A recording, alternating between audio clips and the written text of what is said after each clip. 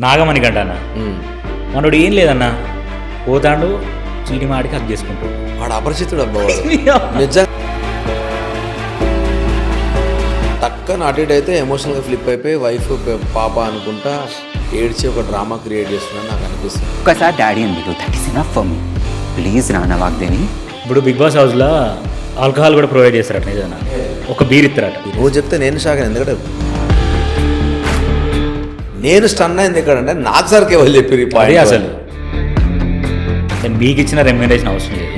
ఇప్పుడు మిగతా వాళ్ళందరూ సీరియల్ వాళ్ళు, కొంతమంది కన్నడ వాళ్ళు ఉన్నారు, వాళ్ళకి అసలు ఏం రెమ్యునరేషన్ వేయలేదు, తీసుకొచ్చి అలా వాడైతే కంటెంట్ చేయడానికి ఇలాంటి కథలు పడుతున్నారు అని అంటున్నారు. అంటే రెమ్యునరేషన్ ఇవ్వకుండానే ఉన్నారా వాళ్ళు? అంత జరిగినా బయటకు వచ్చిన తర్వాత వాళ్ళు నాతో కూర్చొని ఆ టీం వాళ్ళు, దానికి సంబంధించిన టీం వాళ్ళు కూర్చొని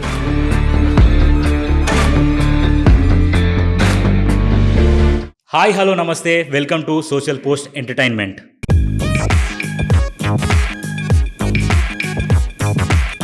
తనున్నది 3 వారాలే, కానీ క్రియేట్ చేసిన ఇంపాక్ట్ మాత్రం నెక్స్ట్ లెవెల్.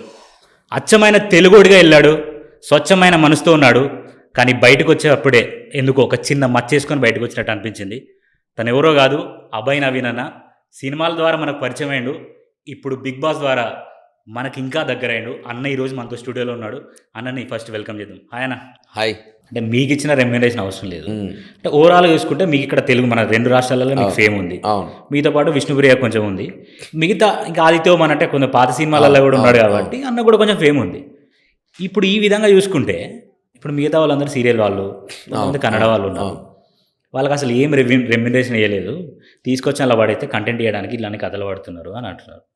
అంటే రెమ్యునరేషన్ ఇవ్వకుండానే ఉన్నారా వాళ్ళు? లేదు, ఇంపాసిబుల్. అంటే whatever the reason, big బాస్లో ఉన్న ఒక మంచి థింగ్ ఏంది అని అంటే ప్రాపర్ రెమ్యునరేషన్.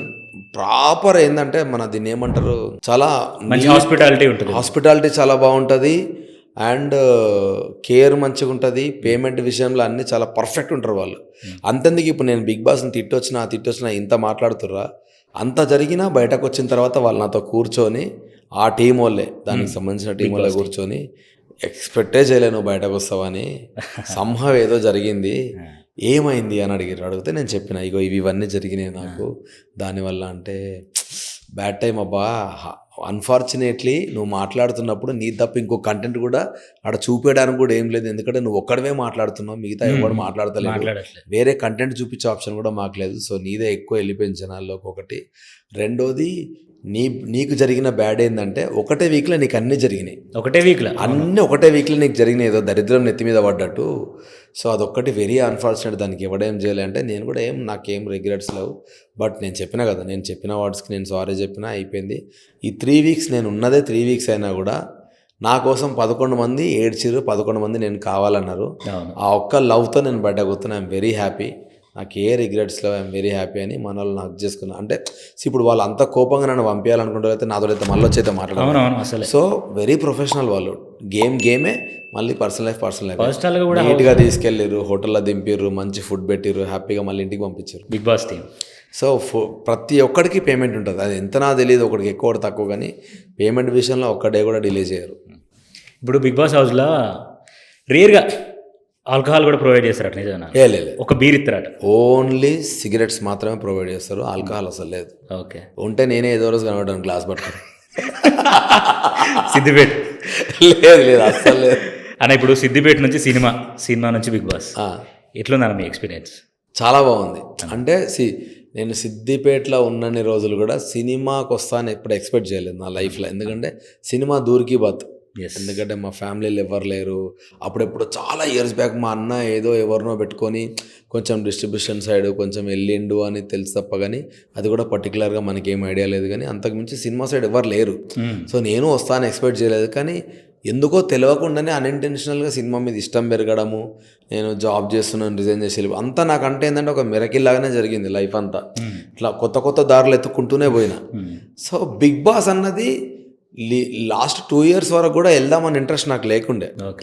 ఎందుకంటే వెళ్తాము, నెగిటివ్ అవుతాము, పాజిటివ్ అవుతాము, ఎందుకు ఇవన్నీ అనేది నాకుండే. కానీ ఎందుకో తెలియదు, లాస్ట్ ఇయర్ నుంచి ఆ వైబ్ ఎక్స్పీరియన్స్ చేయాలన్న క్యూరియాసిటీ పెరిగింది నాకు. సో అనుకున్నప్పుడు నేనేమనుకున్నా అంటే ఆల్రెడీ నేను ఉన్నదే ఇండస్ట్రీలో, సో మనం ఫేమస్ అయినా అవ్వకున్న నెగిటివిటీ మనం తట్టుకోవాలి. సో ఆబ్వియస్లీ దీనికి రెడీ లేకపోతే ఇంకెందుకు వేస్ట్ అని నాకు అనిపించింది. అవును. సో నేను I was eagerly waiting. Luckily last time వచ్చింది, కానీ అప్పుడు నా సినిమా రిలీజ్ ఉండే. సో నెక్స్ట్ ఇయర్ వద్దాం అనుకుంటున్నా అని చెప్పి ఆగిన తర్వాత ఇమ్మీడియట్లీ ఈ ఇయర్ రాగానే ఎక్క సెకండ్ థాట్ ఏం లేదు, డైరెక్ట్ వచ్చేసిన. నాకు కావాలి, నేను ఎక్స్పీరియన్స్ చేద్దాం అనుకుంటున్నాను. సో నాకు హౌస్, యాంబియన్స్, నాకు ఫస్ట్ డౌట్, నేను ప్రాపర్ ఫుడ్ లేకుండా ఇదే 10 మంది జనాలతో ఒకటే రూమ్లో ఉండి ఫోన్ లేకుండా ఉండగలుగుతాను అన్నది నా డౌట్. కానీ హానెస్ట్లీ ఒక 1 వీక్ పోయినాక నాకు ఫోను అన్న ఒక ఇంటెన్షన్ మర్చిపోయినా నేను. చాలా హ్యాపీ అనిపించింది నిజంగా కూడా. ఫ్యామిలీ మిస్ అవుతున్నాను ఒక బాధ తప్ప, కానీ భలే ఉందిరా హౌస్, ఏ లొల్లి లేదు. ఎందుకంటే మేము పోయిన 4 రోజులు భయంకరమైన వర్షాలు. అవునవును, వర్షాలు. మాకేముంది, వర్షం పడితే లోపలికి వెళ్ళి సేఫ్గా పడుకోవడమే, వెరీ సేఫ్. మేము అక్కడ వేరే పని లేదు, ఏం పని లేదు. పని మాకు ఫుడ్ పరంగా కొంచెం ఇబ్బంది, అంటే అదొక కైండ్ ఆఫ్ టాస్క్, కానీ మేము వెరీ సేఫ్ అక్కడ హౌస్లో. సో అది మంచిగా అనిపించింది. ఇప్పుడు నాగమణి గంట అన్న, మనోడు ఏం లేదన్నా, పోతాడు చీటి మాడికి హక్ చేసుకుంటుండు. అవును. మళ్ళీ ఎవరన్నా, నేను చూసినా కదా ఆ ఎగ్ టాస్క్ అంటే ముందు ఏదో టాస్క్లో మనోడు పోయి మూల పోయి ఎడతాడు, నువ్వు పోయి అడిగిన వెంటనే నేను అరే నాకు గెలవబోదు, నా పిల్లలు రారా అసలు ఏంది ఆడ అపరిచితుడు అబ్బా వాడు. నిజంగా అంటే నాకు మనస్ఫూర్తిగా ఏమనిపిస్తుంది అంటే, నాగమణి కంటే చాలా స్ట్రాటజికల్ మూవ్స్ చేస్తున్నాడు. నిజం, అది నిజం. ఎందుకంటే టక్కన అటు ఇటు అయితే ఎమోషనల్గా ఫ్లిప్ అయిపోయి వైఫ్ పాప అనుకుంటా ఏడ్చి ఒక డ్రామా క్రియేట్ చేస్తున్నాడని నాకు అనిపిస్తుంది. ఎందుకంటే నేను ఫస్ట్ వీకే అదే పాయింట్ మీద నామినేట్ చేసిన. నాకు కూడా చాలా ఇష్యూస్ ఉన్నాయి ఫినాన్షియల్గా మాట్లాడుకోవాలంటే, అవన్నీ మాట్లాడడానికి కాదుగా మన హౌస్. ఎగ్జాక్ట్లీ, నేను అదే అన్నా. అంత నామినేట్ చేసినాక కూడా మళ్ళీ నువ్వు అవే పాయింట్స్ తీసుకొస్తే ఇంకేం మారినట్టు నువ్వు. సో నాకు అది నచ్చలేదు. ఊరికే ఏడ్చి చెద్దరు కప్పుకుంటాడు, నా వైఫ్ చూస్తా అంటాడు, మళ్ళీ ఇమ్మీడియట్లీ ఎవరో అమ్మాయితో ఫ్లర్ట్ చేస్తూ ఉంటాడు, సరదాగా వెళ్ళి టక్కని వెళ్ళి వాళ్ళు ఫీల్ అయితే హక్ చేసుకుంటాడు వాళ్ళని అడగకుండా. సో రకరకాలుగా ఉంటాడు మనిషి. నేను అంత టకాటక్ ఫ్లిప్ అయ్యే క్యాండిడేట్ని చూడలేను నేను అసలు లైఫ్. సోనియా అని బయటికి పిలిచిందన్న, అక్క బయటికి రాను అక్క అన్నాడు. నేను వీడియో చూసిన, అక్క సీరియస్ గా గేమ్ అవుతా ఉంటే అక్క ఒక్క నిమిషం అసలు అమ్మతోడు. నేను షాక్ అయిన ఆ వీడియో చూసి. బయటకు వచ్చాను నిన్న మొన్న, సార్ నిన్న చూసిన ట్రోల్స్ అవన్నీ నాకు పంపించారు మా దోస్తు వాళ్ళు, అవన్నీ చూస్తా ఉన్నా. అండ్ అట్లనే కాదు, చాలా మందితోటి ప్రేరణతో మాడుకున్నాడు, ప్రేరణ హక్ చేసుకున్నాడు. యష్మి అయితే వద్దురా అంటున్నా కూడా వెళ్ళి వెనకాలకి హక్ చేసుకున్నాడు. అదే ఇప్పుడు వైరల్ అయింది, వెరీ బ్యాడ్ అవన్నీ. ఇప్పుడు యష్మి విషయానికి వస్తే, ఈమె చాలా ఫైర్ క్రాకర్. అవును, మన యాంగర్ బాగున్నట్టు, కానీ పాయింట్ బాగానే మాట్లాడుతుంది, చాలా బాగా మాట్లాడుతుంది. సో ఇక్కడ ఏమైందంటే సోనియా విషయంలో ఇప్పుడు నిన్న మొన్న జరిగిన దాంట్లో, నువ్వు నిఖిల్ గాడు పృథ్వీ గాడు లేకుండా నువ్వు వచ్చి గేమ్ ఆడు, అప్పుడు మాట్లాడదాం అనే పాయింట్. దాంట్లో ఎంత నిజం ఉందన్న? నేను సోనియాకి కూడా అన్నా, అంటే నేను హానెస్ట్లీ బయటకు వచ్చిన తర్వాత నేను చెప్పింది ఏంటంటే, నాకు నిజంగా కూడా మనస్ఫూర్తిగా సోనియా, నిఖిల్ అండ్ పృథ్వీ 3 సపరేట్ క్లాన్స్లో ఉండి ఆడాలని కోరుకుంటున్నాను నేను.